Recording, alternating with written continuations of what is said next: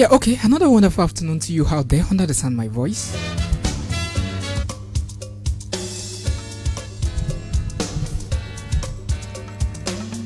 Yeah, it's 2:23 p.m. Nigerian time, the City of King, 103.9 FM. Of course, a very beautiful Friday afternoon. Yeah, good afternoon. Jimot Mubarak to all Muslim faithfuls out there. It's another time for that exciting program on radio, Word on Review on this dial, King 103.9 FM. Of course, my name is Ajibala Samuel, your regular host on the show. And time is fast spent already. We have to rush things on the show this afternoon. In case you are just joining the show for the very first time, basically, what we do on the show is to bring you the news that made the headlines throughout the course of the week in the foreign scene, in the international political scene. We try to break things down for you, give you an analytical and periscopical perspective of what's going on around the world, so as to have a perfect understanding of the world beyond. Once again, my name is Ajibala Samuel. This is Word on Review on this dial, King 103.9 FM. And of course, without further ado, let's get the show on the way.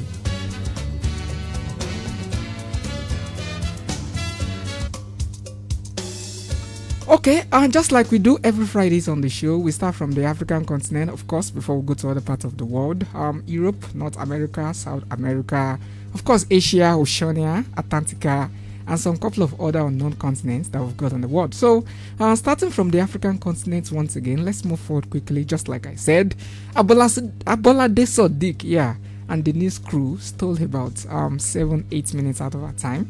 So the little time in front of me right now, about 30 minutes or thereabouts, left for me on the show. I'm going to try as much as possible to make fruitful use of that little time. Moving forward quickly, starting from the African continent. Okay, I hate to be bearer of bad news, but if you have been monitoring things in the African continent over the past couple of months, you would one thing that is common and has been consistently happening in the African continent is the news of coup. I mean, coup in Mali happened twice, coup in Sudan, coup in Burkina Faso, an attempted coup in Guinea-Bissau just a couple of weeks ago, a successful coup in Benin, and some couple of other coups. Attempted coup in Central African Republic, attempted coup in Chad, and some couple of other countries across the African continent. Well, this is not a news about coup, but it's somewhat coup related. Okay, moving forward quickly, in the Democratic Republic of Congo, investigators in DRC, Democratic Republic of Congo, have serious evidence pointing to actions against national security, the presidential spokesman has actually said. In a statement read on state television on Tuesday, Kasongo Mwamwena said such an attempt to destabilize democratic institutions will not be tolerated. It actually follows the arrest on Saturday of Franco Beya, the special security advisor to President Felix Tshisekedi of the Democratic Republic of Congo. It happened as the president was actually attending an African Union summit in the Ethiopian capital, Addis Ababa. The arrest actually triggered protests with members of the president's party taken to the streets. The president's spokesperson on Tuesday said investigations were ongoing and the situation was actually under control. So like I said, it was not a successful coup, but it's actually coup related. And what basically happened in the Democratic Republic of Congo is that there was an actual coup plan going on the ground in that country. But fortunately for the country and of course the presidency, they were able to foil the plan, able to actually finger some couple of people that were involved in planning of the coup. And of course, they switched to action immediately. And that particular action that they switched to resulted in the arrest of one of the top officials in the government of President Felix Tshisekedi in the Democratic Republic of Congo. In fact, he happens to be the national security advisor, and he was arrested as a sort of coup that was actually planned in that country. Okay, let's take a quick trip to the Democratic Republic of Congo right now, and let's see if we can make sense out of the situation that is happening in the Democratic Republic of Congo. Beya comes from the rank of the security apparatus within the Democratic Republic of Congo, especially with the ANR called the Agence Nationale de Renseignement, which is what they call our state security agency here in South Africa, and long history with alliances with the former president. Well, Lindy, we've got information that President Felix Tshisekedi had to cut short his visit in Ethiopia, where he was chairing an African Union summit, after getting information about the arrest of his senior advisor on security, Francois Kabea. We have been told that a human rights organization, a human rights activist who went to visit him, says he saw him. He is being detained by the military intelligence officers who interrogated him about a number of issues. We have not been told why he has been arrested, although there have been very many... Okay, you had it there from an analyst's mouth talking about why when the National Security Advisor was actually arrested in the Democratic Republic of Congo, while the president, Felix Tshisekedi, was actually in Addis Ababa. And he, of course, had to cut short that plan, make a quick trip back to Democratic Republic of Congo so as to put things in order and foil the coup plan. Well, moving forward quickly, the president has actually named a new security advisor. Democratic Republic of Congo's president, Felix Tshisekedi, appointed a new security advisor. It actually follows the arrest on Saturday of his former advisor, Francois Beya, for his alleged role in a coup plot. The new advisor appointed, his name is Jean-Claude Bokassa. He actually served as Mr. Beya's deputy. Mr. Beya, who was the former security advisor, was detained by National Intelligence Agency after initial investigations uncovered serious evidence linking him to a plot to undermine the government, according to government spokesperson Kasongo Muwena. I haven't seen any extra... Okay, glory be to God, hallelujah. We could have actually been talking about another successful coup happening in the Democratic Republic of Congo right now. But thanks to the National Intelligence Agency of Democratic Republic of Congo, they were actually able to foil the plan and, of course, stop another coup from happening on the African continent. Okay, I would have loved to dwell more on the story, but unfortunately, time is fast spent. Let's just move forward quickly and try as much as possible to bring you other news from the African continent. Okay, next up, what should we talk about right now? Should we talk about the crisis in Libya's political scene? Or should we talk about the storm that has actually been ravaging some parts of Southern Africa, Malawi, Madagascar, Zimbabwe, and some couple of other countries in the southern part of Africa? Or should we talk about the Ethiopian jailbreak that happened in Nafes Macha? Okay, moving forward quickly. Let's just move forward to talking about the crisis in Libya, the political crisis. Of course, you know, an election was scheduled to come up in last year, December, 24th of December precisely, in Libya. And of course, the election is actually built to bring about a new president for the country so that the country would actually be united. Well, in case you've been following history, and of course you know what's happening in Libya, you know that ever since the ouster of Muammar Gaddafi back in 2011, the country has actually been balkanized. And when I say balkanization, I mean there is a government that is recognized by the United Nations in the eastern part of the country, backed by the United Nations. Like I said once again, the government is known as the Government of National Unity. And of course, there's also another government in the western part of the country, and that is the government that is led by General Khalifa Haftar, who was actually an army general and has been taking over land that was taken over by rebels while the fight to oust Gaddafi was going on in that country. So what actually happened was that some couple of controversies, surrounding the election. Some people believed that the son of Gaddafi shouldn't be contesting because, of course, morally it's not morally upright. Some people also believed that Khalifa Haftar shouldn't be contesting because, to a very large extent, he had been fighting wars, and the wars has actually led to, crimes against humanity, blah, blah.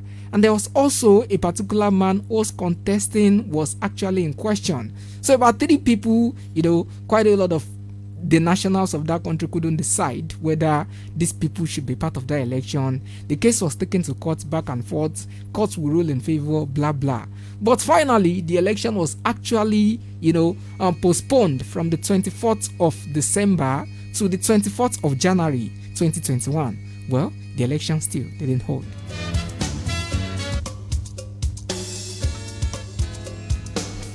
So what's happening in Libya right now is that United Nations is actually backing Libya's interim prime minister despite lawmakers' challenge. Well, the interim prime minister, his name is Abdul Hamid Deiba. There was an assassination attempt on his life earlier this week. And of course, the country is thrown into division right now. Some people believe that Deiba shouldn't be in power anymore because, of course, he was supposed to have stepped down since December 24 when that election should have held. But Deiba is saying, since the election didn't hold, I should still be the substantive prime minister. But people are saying, no, we are not in support of you. But according to the news, the United Nations says it will continue to support Libya's unity government chief, Abdul Hamid Deiba, despite lawmakers in the country choosing a replacement for him. Libya's parliament on Thursday unanimously elected Fatih Bashaga, a former interior minister, to actually replace Deiba as the head of the country's interim government. Asked whether the UN continued to recognize Deiba as interim minister, spokesperson for the Secretary General Stefan Jurazic said the short answer is yes. So like I said, once again, the parliament member in the country actually argued that Deiba's mandate ended after a failed election back in December 2021. On Wednesday, hundreds of people actually took to the streets of Tripoli to protest the parliament's decision to name a new minister. And of course, the people are saying, the parliament members are saying, Fatih Bashaga, who was the former interior minister, is who they have appointed because the mandate of Deiba came to an end last year. But Deiba is saying no, since the election didn't hold, I ought to be the substantive prime minister until we are able to hold another election and of course bring in a new leader to unite the country. So that is the state of things and the political affairs going on, in Libya right now. Of course, as things unfold, we'll monitor and of course trust us to bring you up-to-date information here on this dial, King 103.9 FM.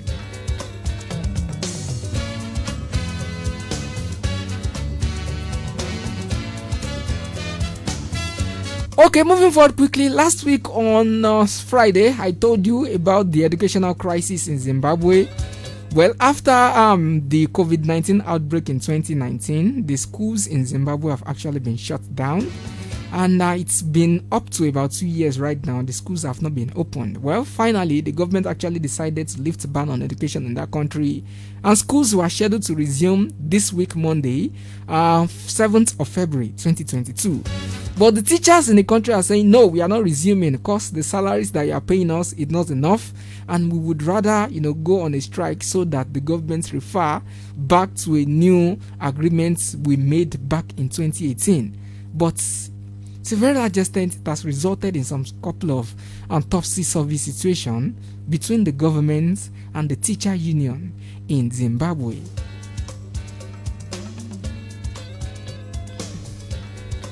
Okay, what's happening right now is that the teachers are saying the salaries that you are paying us is actually not substantive enough to cater for the need of things, considering how drastically the living conditions have gotten worse in Zimbabwe. But the government of Zimbabwe is saying, well, schools have been shut down for about 2 years right now. Go back to schools and start teaching these children. But the teachers insist that either you increase our salaries or we go on a strike. They even went on a protest, and some teachers were actually arrested when the protest happened earlier this week. Okay, let's take a quick trip to Zimbabwe right now and get to listen to the voice of some teachers, and of course we get to hear the lawyer that stood for the teachers that were arrested in court earlier this week. Okay, a quick trip to Zimbabwe right now. 16 Zimbabwean teachers arrested during a street protest in Harare appeared in court this weekend. They were demonstrating over poor salaries of just over, get this, their lawyers claim the teachers were assaulted by police. We basically laid complaints against the police based on two grounds. The first ground being that our clients were assaulted at the time of their arrest by police officers. Some of our clients were actually apprehended in a movie style arrest by gun-toting policemen, who then went on to assault them. The use of force by the police officers in the circumstances, in our view, was excessive and a violation of our clients' rights to dignity and personal security. Okay, ladies and gentlemen, the voice of the lawyer actually representing the 16 teachers that were protesting earlier this week in Zimbabwe. The grievances of the teachers and any other workers in this country are genuine, are legitimate. Teachers who used to earn $540 during a dictator whom we thought is the worst in this country during Mugabe's era are now earning only $100, which is only sufficient to buy 100 loaves of bread. Okay, the voice of the representative of one of the teachers' union coming out to make complaints about how the salaries they used to earn back then cannot, now cannot even, afford some commodities in that country. Okay, let's listen to the voice of some of the complaints of the teachers once again. We asked for the restoration of the value of our salaries, which were robbed from us by the government of the day. And the message is clear to the government that we need our pre-October 2018 salaries of USD 540. We know these shenanigans of adding an extra dollar to our salaries. That doesn't add up. In many ways, we already have a breakthrough. The leaders of the workers have to a very large extent welcomed this package, and they are only saying, let's discuss how it's going to be implemented. Okay, the crisis between the teachers in Zimbabwe and of course the Zimbabwean government. The government saying, well, we have decided to increase your salaries, add some couple of Zimbabwean dollars on top. And the teachers are coming out to say that no, we are actually not going to take the amount that you added on top. You want our salaries to be paid in United States dollars so that we can actually afford some couple of things in that country. But what's happening right now is that the Zimbabwean government has actually come out to say that they will be they will be suspending striking teachers over pay. Zimbabwe's education ministry has suspended staff who did not turn up for the start of the school term on Monday. A large number of government-employed teachers are on strike over poor wages. The absent teachers were actually suspended without pay with immediate effect for 3 months, while investigations into misconduct actually took place in that particular country. So after the back and forth, the government have decided to suspend the striking teachers immediately for 3 months without pay in that country. Okay, time is fast spent. I have to rush things right now, and we keep monitoring proceedings from Zimbabwe, and of course trust us to bring you new developments from the crisis that is happening in the Zimbabwean educational sector.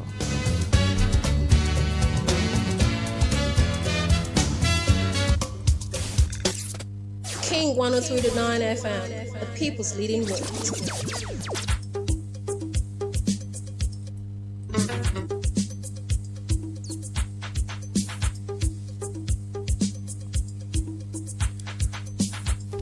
Okay, time is fast spent on the African continent. Earlier this week also there was a jailbreak that happened somewhere in the Horn of Africa, precisely in Ethiopia. Prisoners are actually on the run in Ethiopia. About half of the inmates who escaped from a prison in Ethiopia on Wednesday morning are actually still on the run. About 130 inmates broke out of the jail in the town of Nefas Mwecha in Amara region in Ethiopia. They were aided by those claiming to be members of the Fano militia that has been fighting alongside the government in the war against rebels in neighboring region of Tigray.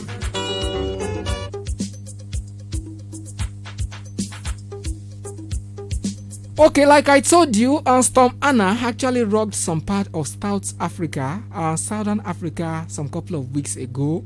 Well, it seems like things are about to get worse in that country, as of course another storm and cyclone is what they are facing right now. After Storm Anna actually stopped in that country, well, Storm Batsirai is happening right now in the Madagascar Peninsula.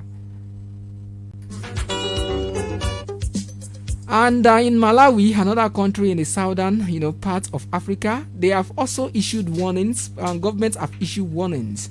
Malawi's meteorological department has warned that several and central and northern regions of the country could experience floods, and urged residents to actually remain vigilant. The Department of Climate Change and Meteorological Services forecast that there could be more rains and thunderstorms in the areas, and the general public had been advised to refrain from settling in, cultivating alongside the areas during the rain, and crossing the flooded areas, and they have been warned to be alert when visiting the areas.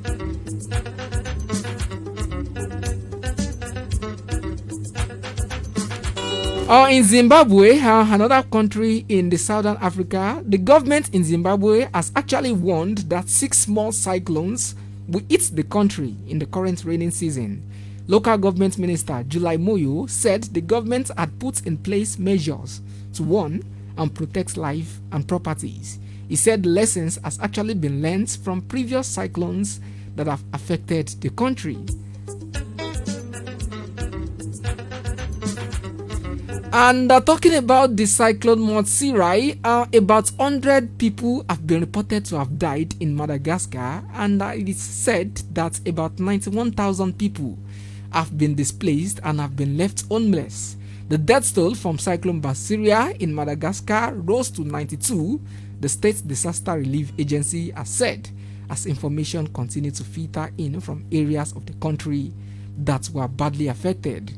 The cyclone slammed into large Indian Ocean island late on Saturday, knocking down the houses and electricity lines as it battered the southeastern coast until it moved away late on Sunday, leaving about 91,000 people with destroyed or damaged homes.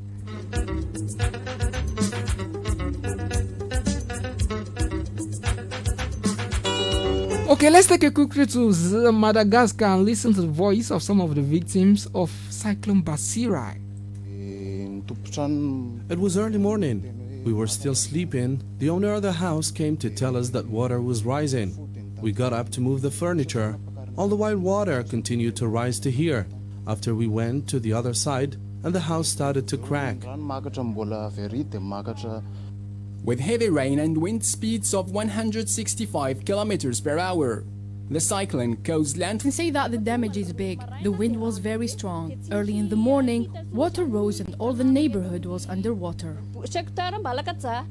Around 48,000 residents were displaced, and more are expected to be full. Our house is strong. Early in the morning there was a landslide. To be safe, the head of the neighborhood told us to go to the evacuation center. That's why we are here. Okay, ladies and gentlemen, the voice of some of the victims of Cyclone Basiria back in Madagascar. Well, may the Lord actually grant the families that have lost their loved ones and of course lost property in that particular disaster the fortitude to bear the loss. Okay, let's leave the African continent right now and go to Europe. Okay, right now I'm in the United Kingdom, in England precisely. Well, let's talk about the United Kingdom because it's actually a news that involves the Queen of the United Kingdom, Queen Elizabeth II. Well, earlier this week, it's supposed to be a big celebration, but I guess COVID-19 and some couple of other stuff actually, limited the celebration to a very small party. I saw videos on YouTube. Well, it was a very colorful one, but it would have been more colorful if there were large crowds. Yeah, this year's Ascension Day. Well, in case you don't know what they call Ascension Day in the United Kingdom, it is the day when the current monarch, whether the king or the queen, actually ascends the throne. Like Nigeria actually celebrates our independence on every October 1st of every year.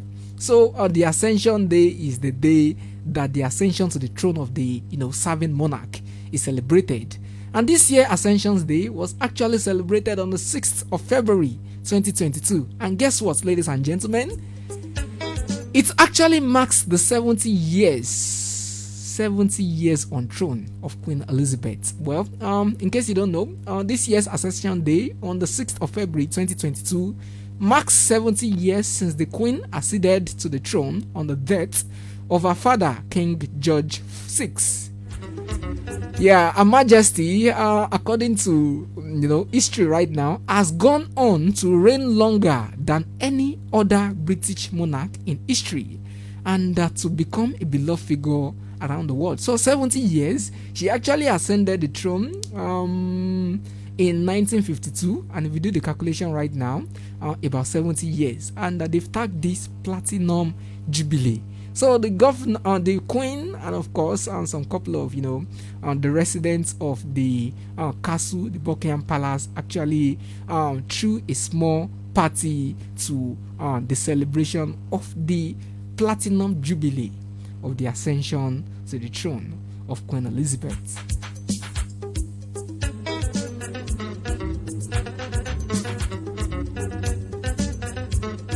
Okay, let me read the Her Majesty's message for the 78th anniversary of her ascension. She actually signed this on the eve of that particular anniversary, and this is coming from the Sangleyman House. It was dated the 5th day in the month of February 2022, and it reads, and I quote, "Tomorrow, 6th February, marks the 70th anniversary of my ascension in 1952. It is a day that even after 70 years, I still remember as much for the death of my father, King George VI, as for the start of my reign. As we mark this anniversary, it gives me pleasure to renew to you the pledge I gave in 1947 that my life would always be devoted to your service. As I look ahead with a sense of hope and optimism to the year of my Platinum Jubilee, I am reminded of how much we can be thankful for. These last 7 decades have seen extraordinary progress socially, technologically, and culturally that have benefited us all, and I am confident that the future will offer similar opportunities to us, and especially to the younger generation in the United Kingdom and throughout the Commonwealth. I am fortunate to have had the steadfast and loving support of my family. I was blessed that in Prince Philip I, I had a partner willing to carry out the role of consort and unselfishly makes the sacrifice that goes with it. It is a role I saw my own mother perform during my father's reign. This anniversary also affords me a time to reflect on the goodwill shown to me by people of all nationalities, faith, and ages in this country and around the world over these years. I would like to express my thanks to you all for your support. I remain eternally grateful for and humbled by the loyalty and affection that you continue to give me. And when in the fullness of time my son Charles become king, I know you will give him and his wife Camilla the same support that you have given me. And it is my sincere wish that when the time comes, Camilla will be known as Queen's Consort as she continues her own loyal service. And so, as I look forward to continuing to serve you with all my heart, I hope this Jubilee will bring together families and friends, neighbors and communities after some difficult times for so many of us, in order to enjoy the celebration and to reflect on the positive developments in our day-to-day lives, to have so happily coincided with my reign. Signed by Queen Elizabeth.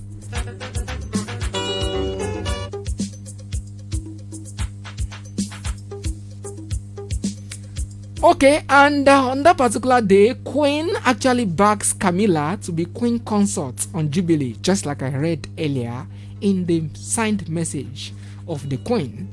The Queen has said that she wants Camilla, the Duchess of Cornwall, to be known as Queen's Consort when Prince Charles becomes king. In a message marking the 78th anniversary of her reign, the Queen said it was her sincere wish that Camilla would have the title. The Queen is the first British monarch to actually celebrate a Platinum Jubilee, that's 70 years. She actually spent her day privately on the Sandringham estate with national celebrations scheduled to be held in June.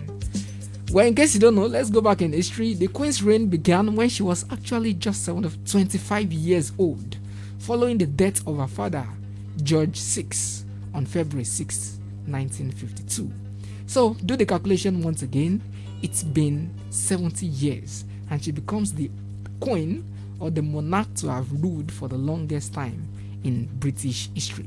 So congratulations to the whole people of Britain, the United Kingdom, and of course Queen Elizabeth on this particular feat that she just achieved. Okay, moving forward quickly, leaving the United Kingdom, let's go to North America. Of course, this time around I'm in Canada. Or should we talk about the crisis that is happening between the Western nation and of course the eastern part of the world? That's talking about Russia.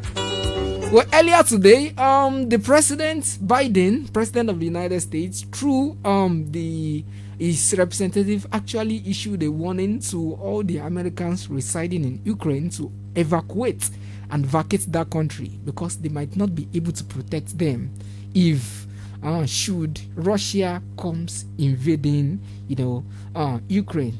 Okay, let's take a quick look to the United States of America and get to make sense of what I just said some couple of moments ago. Rule out the fact that these soldiers could be used with to some degree with evacuation assistance on the other side of that border, and certainly they're going to be prepared to do that. Okay, well, actually, Kirby, there clearly, John Kirby. Okay, like I've been, trying as much as possible to help you understand the situation that is happening at the Ukrainian border that is involving Ukraine as a pawn. Well, I'm allowed to use that word. Of course, Russia, the United States, NATO, and some couple of other West African countries.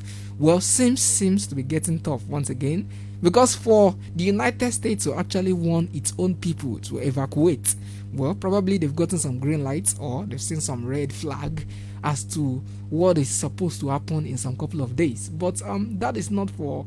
Okay, we'll talk about that very much on the show as time goes on. Now, the little time in front of me right now, let me try as much as possible to go to the northern part of, America. Well, I'm still in North America.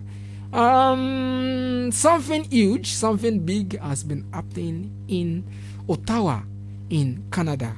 It happened throughout the course of this week.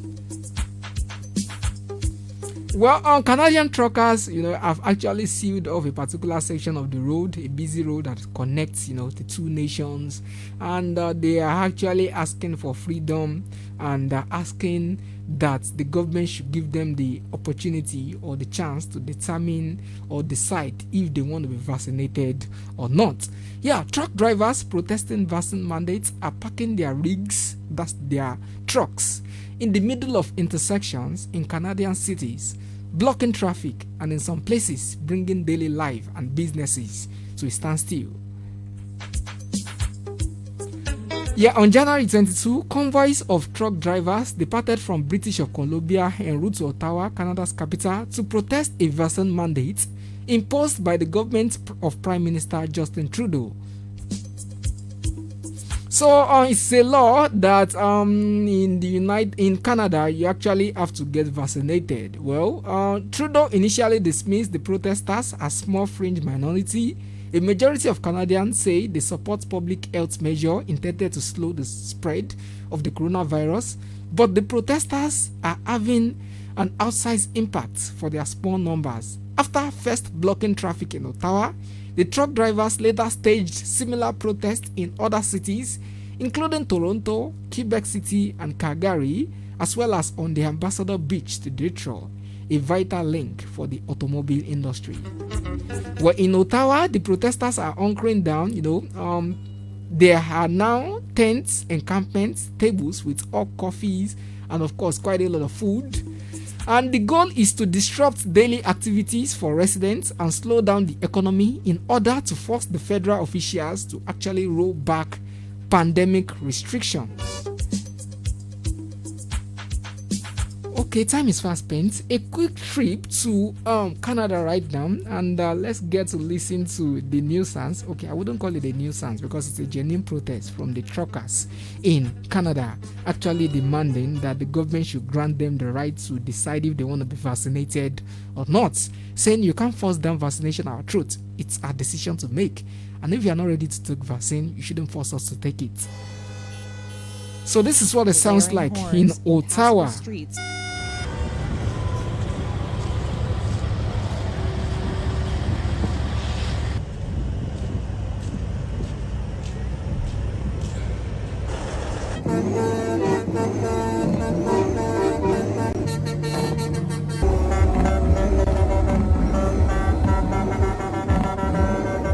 Okay, so for example, the toll gate, there's actually a toll gate in Lagos that, the NSAS protesters decided to stage their camp back in 2020. These guys are doing something of sorts. They are actually blocking off connecting cities and connecting routes. And this is what is happening. They park their trucks, block the road, and they are pressing us that the government have to listen to us. Okay, let's right now. I have to apply the brakes on today's edition of the show, but I will sign out with the voice of what some of the protesters want. Yeah, my name is Ajibola Samuel. Of course, it was a pleasure doing this. Join us again, same time, same station, next week Friday for another exciting edition of this show. My name once again is Ajibola Samuel. This program was streamed live right now on Facebook, so you probably want to put a face to the voice that you've been hearing on the show since morning. Just go to our Facebook page, facebook.com/KingFM 1039 Ibadan. Like the page. That is our official Facebook fan page. You get to see these and of course watch other shows that have been aired on this program, on this station. My name once again, Ajibola Samuel. Have a wonderful weekend ahead of you. Once again, I sign out with the voice of the protesters in Canada. Have a wonderful weekend ahead of you once again. Stay safe. Au revoir. That's going on in Canada. I think it's infringing a lot of people's movements, freedoms. People are isolating way too much now, especially in Quebec. The mandates, passport mandates, is too invasive. It just goes against everything that we have known as a democratic people. We have never known this having passport mandates. I understand the pandemic it has taken many lives, but you know what? There's no reason to lose my freedom as well. I think it's pretty silly. I think that definitely it's